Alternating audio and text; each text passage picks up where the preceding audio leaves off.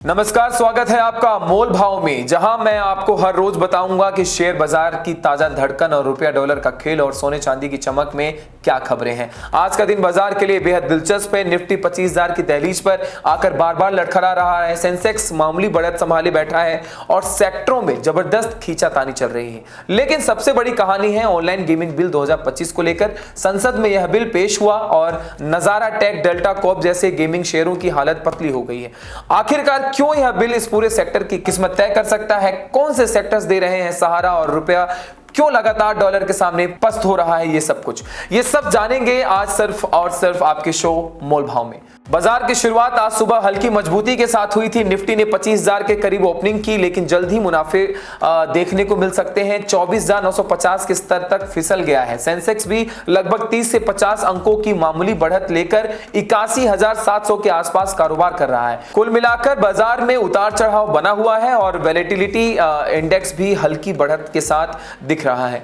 Sectoral updates में आपको बता देता हूं। सेक्टर्स की बात करें तो आज एफएमसीजी और आईटी सेक्टर सबसे ज्यादा मजबूती दिखा रहे हैं। इन्फोसिस और भारतीय एयरटेल जैसे दिग्गजों की खरीदारी से इन सेक्टरों को सहारा मिल रहा है। वहीं बैंकिंग सेक्टर में आज दबाव है। बैंक निफ्टी करीब 0.38% टूट चुका है। फार्मा, हेल्थ केयर और मीडिया इंडेक्स भी गिरावट में कारोबार कर रहा है, यानी निवेशकों का रुझान डिफेंसिव स्टॉक्स की तरफ ज्यादा है, जबकि हाई रिस्क सिस्टम बिकावली इस वक्त हो चुकी है। अगर आज के टॉप गेनर्स की बात करें तो इन्फोसिस, एटर्नल, भारतीय एयरटेल, एनटीपीसी और नेस्ले ने निफ्टी को संभाले रखा है। इनमें से खासकर इन्फोसिस का ध्यान इसलिए भी है क्योंकि कंपनी ने ऑस्ट्रेलिया में यूनिटिंग फाइनेंशियल सर्विसेज के साथ मिलकर फाइनेंशियल डिजिटल बैंकिंग सूट लागू करने की साझेदारी की है। वहीं दूसरी तरफ ऑरबिंदो फार्मा जैसे हेल्थ केयर स्टॉक्स में 30% तक की गिरावट देखने को मिली है। मिड कैप और स्मॉल कैप इंडेक्स भी लगातार फ्लैट हैं, लेकिन चुनिंदा शेयर पैसे पीजी इलेक्ट्रोप्लास्ट और टिटागढ़ रेल सिस्टम्स में हल्की खरीदारी देखने को मिल रही है।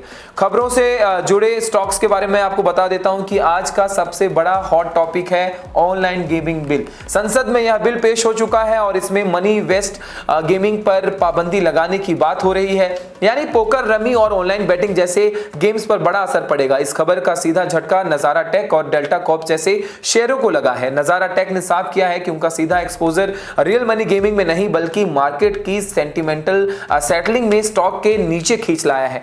विशेषज्ञों का मानना है कि अगर यह बिल पास हो गया तो ऑनलाइन गेमिंग इंडस्ट्री के वैल्यूएशन से करीब 25 से 30% हिस्सा उड़ सकता है। ग्लोबल मार्केट्स भी फिलहाल मिले जुले संकेत दे रहे हैं। सीएलएसए और नोमुरा जैसे ब्रोकरेज हाउस का कहना है कि निफ्टी अगर 24,000 से नीचे नहीं फिसला तो साल के अंत तक नहीं दिखाई देगा।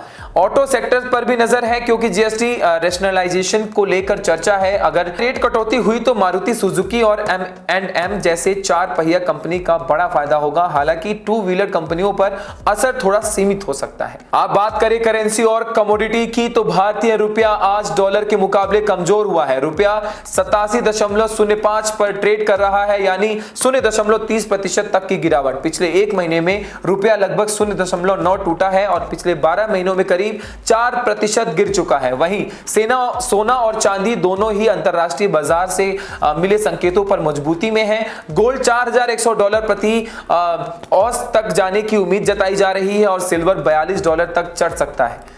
तो कुल मिलाकर आज का दिन बाजार के लिए मिक्स्ड रहा, क्योंकि एक तरफ आईटी और एफएमसीजी जैसे सेक्टर्स सहारा दे रहे हैं, वहीं बैंकिंग, हेल्थ और गेमिंग इंडस्ट्री दबाव में है। निफ्टी के लिए 24,750 से लेकर 24,850 अहम सपोर्ट बनेगा और 25,000 के ऊपर क्लोजिंग मिलना अगले रैली के लिए जरूरी है। निवेशकों के लिए मैसेज साफ है, अभी रिस्क मैनेजमेंट पर ज्यादा ध्यान देना चाहिए और खासकर गेमिंग और फार्मा जैसे और वैलेटाइल सेक्टर्स में सावधानी बरतनी चाहिए। मार्केट ने भले ही 25,000 की लड़ाई अभी जीतनी बाकी रखी हो, लेकिन साफ है कि निवेशकों का मूड सेक्टर बदल रहा है और आईटी और एफएमसीजी जैसा डिफेंसिव चाल दिख रहा है, जबकि गेमिंग इंडस्ट्री पर ऑनलाइन गेमिंग बिल ने बड़ा सवालिया खड़ा कर दिया है। सोने चांदी के चमक और रुपयों की कमजोरी हमें यह भी याद दिलाती है कि मार्केट सिर्फ इक्विटी नहीं बल्कि हर एसेट क्लास पर नजर रखता है। याद रखिए, मार्केट न रोज भाव बदलते हैं, लेकिन साझेदारी में निवेश करना भी